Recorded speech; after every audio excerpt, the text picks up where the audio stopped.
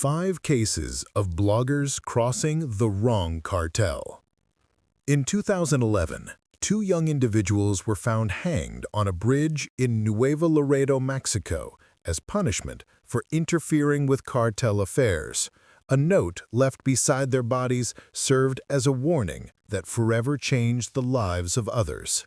Here are 5 cases where bloggers tangled with the wrong cartel. Case 1. The Migrant Route Documentarians, 2023 to 2024. In 2023, 2 vloggers embarked on one of their boldest projects, which nearly cost them their lives, documenting the journey of migrants from Central America to the U.S. border. What they failed to account for was the extreme danger of engaging with one of the region's most secretive and brutal operations. Both men were well known in the travel blogging community for their fearless approach to content creation. Carter, a Finnish adventurer, gained fame for his daring explorations, documenting war zones, crime-ridden neighborhoods, and restricted areas avoided by mainstream media.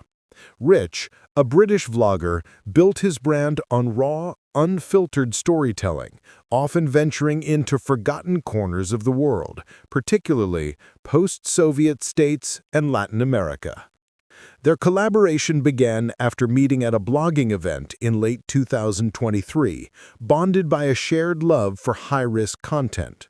Both had individually filmed in dangerous regions, but this time they planned their most audacious project yet: infiltrating human smuggling routes in Mexico. In early 2024, the duo arrived in Mexico, ready to immerse themselves in the experience.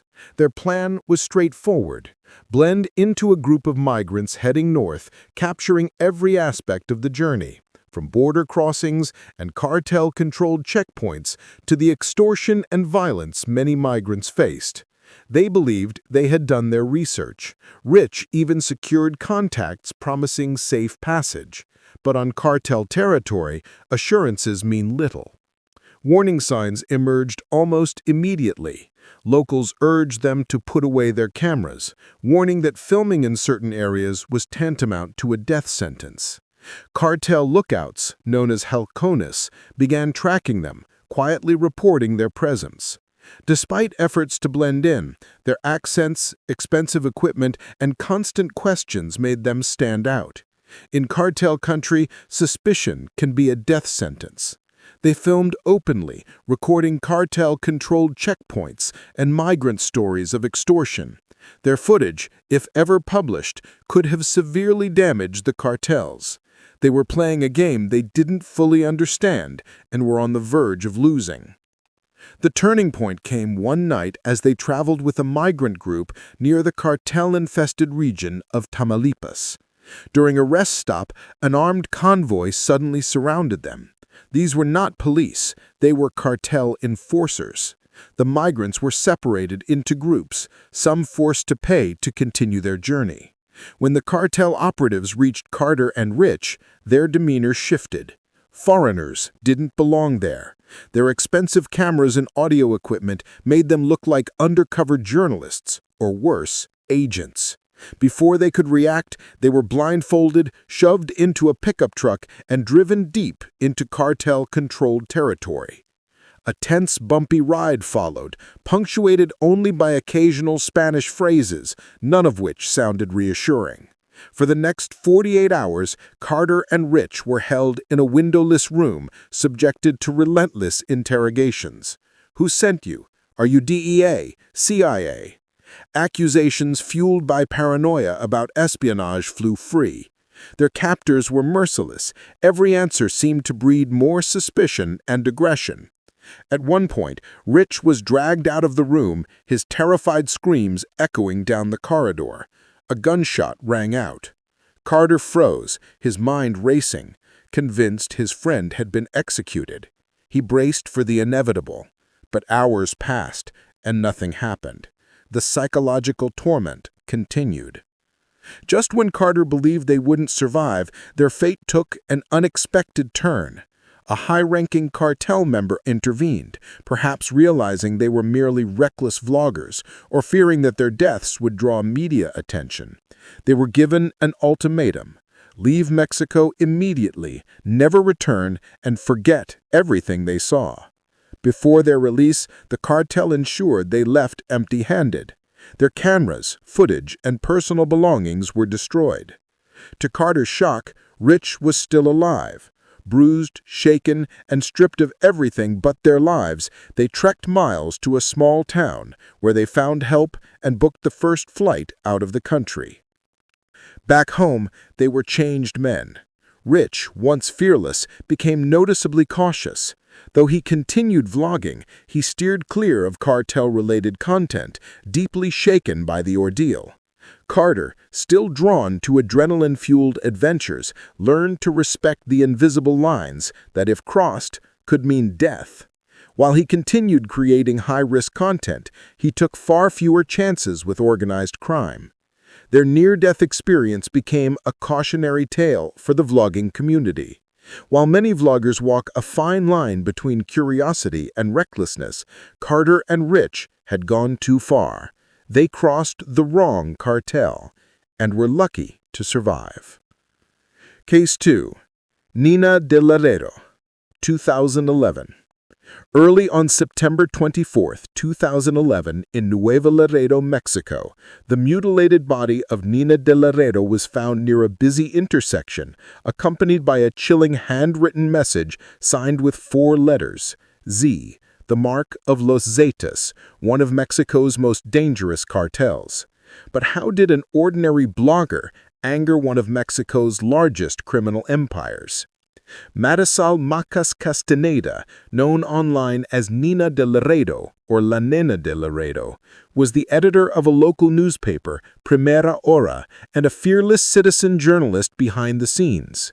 She used social media to warn the public about cartel movements, shootouts, and roadblocks. At the time, traditional Mexican media had been silenced through threats, kidnappings, and murders, forcing many outlets to stop covering cartel activities. Marisol secretly posted updates on Nuevo Laredo and Vivo, Nuevo Laredo Live, a platform where locals could share cartel-related dangers, and even tip off authorities. It became a vital source of real-time news about violence, and for some, a lifeline. People finally had a digital space to speak freely and anonymously. Or so they thought. The cartel saw everything. Marisol paid a devastating price for her bravery. The Zetas tracked her down and executed her. They didn't just kill her, they beheaded her and placed her head on a stone monument alongside a keyboard, cables, and discs, a clear nod to her online activity. A chilling message was left beside her body as a warning to anyone daring to speak out online. In Nuevo Laredo and social media, I'm the lady from Laredo, and I'm here because of my posts and yours. For those who don't believe, this happened to me because of my actions, for trusting the Army and Navy. Thank you for your attention. Sincerely, Laredo Girl. She was among the first killed for social media posts. When her body was found near the Texas border, authorities confirmed her identity, though some media reported variations of her name. Shockingly, she wasn't even an investigative reporter for Primera Hora. She was an administrator, but the Zetas didn't care. They had somehow uncovered her identity. Her death sent shockwaves through the online community. Users of Nuevo Laredo and Vivo were outraged but terrified. Some refused to be silenced, while paranoia grew. Press freedom organizations condemned her murder, calling it a horrifying precedent for both journalists and citizen reporters. It was the first documented case of a cartel killing someone solely for social media posts. Her death was part of a broader pattern. Around the same time, 2 young people, a man and a woman, were found hanged on a bridge in Nuevo Laredo, tortured for posting cartel-related content on the same platform as Marisol. The message left with their bodies made it clear that even non-traditional journalists like online activists and bloggers were not safe. In 2012 alone, 10 journalists were killed in Nuevo Laredo. Marisol's death marked a turning point, showing that the war on truth had reached cyberspace. Case 3. Felina, 2014. One of the most gruesome cases following Marisol's death was that of Felina, whose real name was Maria del Rosario Fuentes Rubio.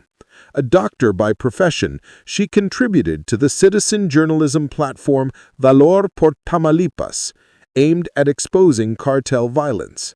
In 2014, she was kidnapped and executed, and her killers hijacked her Twitter account to post an image of her murder as a warning. Her case underscored the dangers of using social media to report on organized crime in Mexico. Some vloggers attempting to film cartel-controlled areas in Nuevo Laredo vanished without a trace.